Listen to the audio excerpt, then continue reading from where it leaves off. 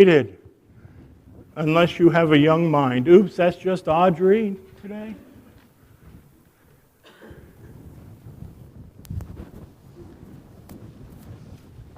And Nora.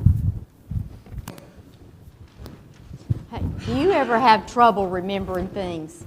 You do? What are some things you do so you don't forget?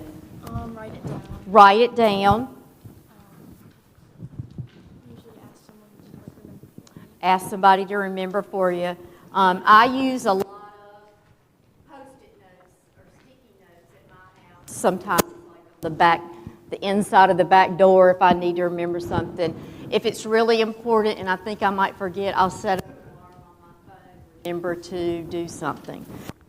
So we all have trouble remembering things, and there are lots of things that we can do to help us to remember something that is important or that we need to remember. So it's been around probably since the beginning of time, people forgetting things.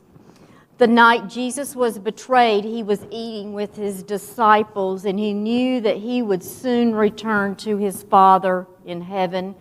He wanted to make sure that his disciples would remember him after he was gone, so he did something that would help them to remember. As they were eating, he took a piece of bread, and he broke it, and he said, "This is my body, which is broken for you. When you eat the bread, remember me." Then he took a glass of wine and held it up, and he said, "This is my blood, which is shed for you. When you drink it, remember me."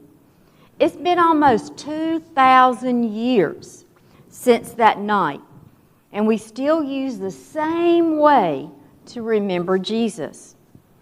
When we take communion, we eat the bread and we drink the cup to remind us that Jesus suffered and died on the cross so that we might have life eternally with him.